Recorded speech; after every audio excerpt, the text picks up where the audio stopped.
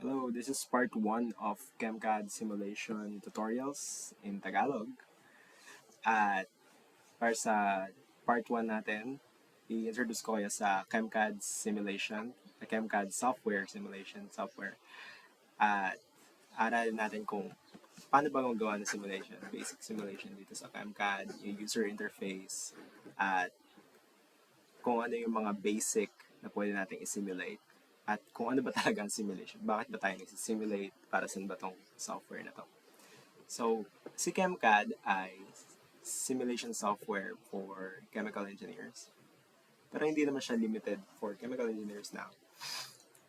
As long as kailangan mo ng mass balance, energy balance para sa process mo, pwede mo siyang gamitin. So, si ChemCAD ay siya ang nagsisimulate ng iyong process or iyong manufacturing process. So, may dalawa tayong klase ng simulations. So, depende yun sa gusto mong gawin. So, meron kang low fidelity tsaka high fidelity simulation. So, kapag sinabi natin low fidelity, yun yung mga simulation na kung ano lang yung nilagay mo, yun yung lalabas. Pero kapag sinabi natin high fidelity, ikaw yung nag-define ng mga parameters ng unit ops. So, yung pipes, yung thickness ng pipes, yung kung gaano kadami yung baghouse sa isang baghouse, kung gaano kung ano yung cake profile ng filtrate mo. So, ganun. Ganun yung tinatawag natin high fidelity simulation at low fidelity. So, mag-example tayo ng low fidelity simulation here. Let's simulate a basic heat exchanger. Okay. So, dito, sa nakita nyo, meron akong palette, messages, at Explorer pane.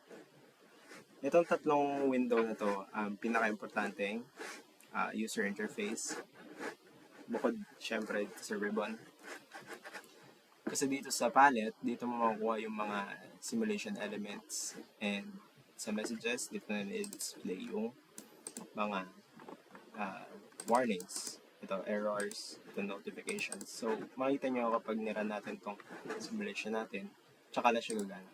So, ngayon, pag na-place mo na yung feed stream at product stream, along with unit operation, pipintin mo lang itong red to blue at blue to red. Okay. So, that's not supposed to happen. Okay. Ayan. Okay, so meron tayong stream number 1 at stream number 2. Dito sa Explorer pane, makikita nyo na reflected yung lahat na nilagay natin sa Explorer pane. Okay. So, ano kailangan natin gawin dito? Kapag nirun mo to, run all, magkakaroon ka na warnings. So, number of errors to no specification, no components specified. Kasi ang first step para makagawa ka ng simulation kahit low fidelity ay to define your components. So, here, makita natin na meron tayong components. Library, pwede natin ilagay. Yan, sige, sabihin natin na kailangan natin ng water. Papainit tayo ng water. Okay, so water. At ethanol. Sige, methanol. Okay. So ngayon, si ChemCAD magsasuggest siya ng thermodynamic models based sa nilagay mo. So, ito yung mga components na dapat i-ignore. So, yung pag-suggest ng thermodynamics ay depende sa components. Kunyari, meron kang hydrocarbons, tsaka water. Kung ano yung mga components na sinelect mo, doon siya magbe-base ng thermodynamic model na gagamitin mo sa simulation. So, kapag in-okay natin to, kung gusto mo baguhin tong parameters ito para mag-exact yung thermodynamic models mo, pwede mo rin yung gawin. So, kung kunyari, gusto natin, kapag in-ignore natin tong methanol, magsasuggest lang siya ng for water. So, most likely, steam table lang yan or ganun. Pero kapag kasama natin tong methanol, ibig sabihin hindi natin siya ini-ignore.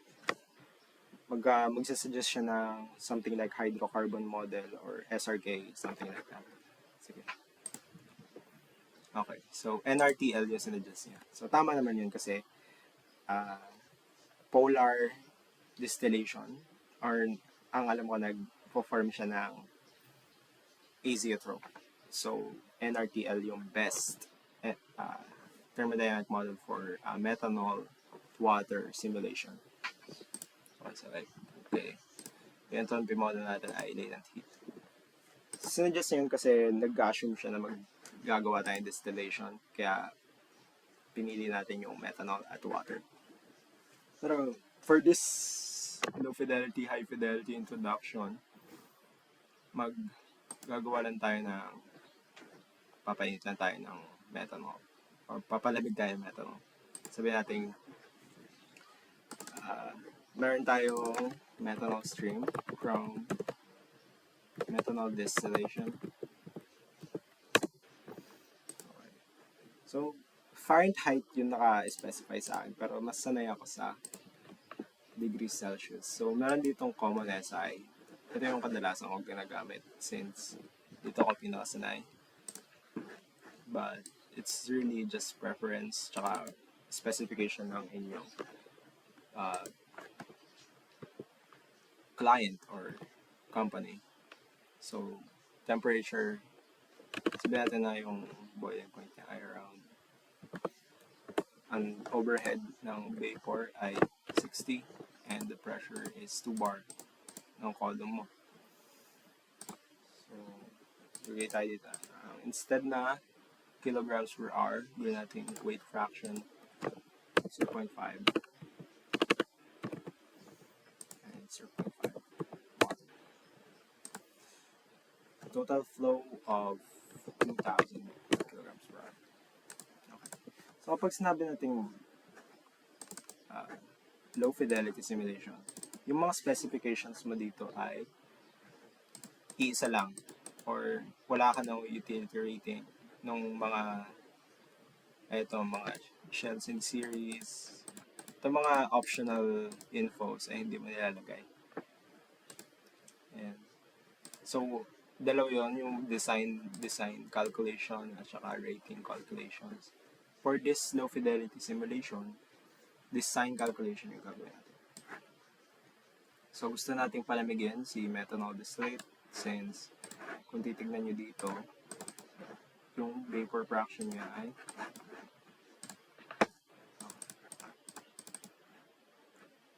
ay 0. Pero sige, basta papalamigin natin siya. Gawin natin siya 25 degrees Celsius siguro for storage na siya. Okay. So, let's run this. Okay, run finish. This is low fidelity lang. So, ito na ngayon siya. Nagkaroon tayo ng 1,000, 1,000. And 25 na yung degree, yung temperature niya. Pero parang wala ka naman masyado nakuha doon sa part na yun. Since low fidelity lang siya, nilagay mo lang parang like spreadsheet. So, nilagay mo lang na exactly na dapat 25C siya pagkatapos ng heat exchanger na to. Pero kung gusto man dagdagan yan, like utility stream, so magkoconnect ka lang ng panibagong stream here.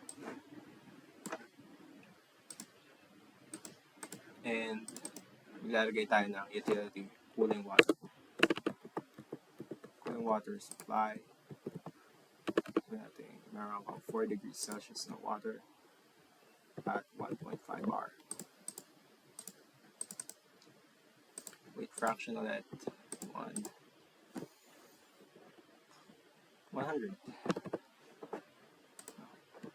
So, ang flow natin dito ay maglalagay tayo ng dummy flow para lang makalculate niya.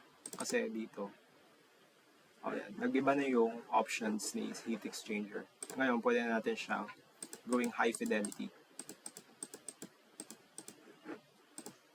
Pero right now, hindi pa natin ilalagay yung rating calculations like ito nga, yung number of zones, shells in series, tube length, and stuff like that. And sabihin lang natin na counter-current yung type.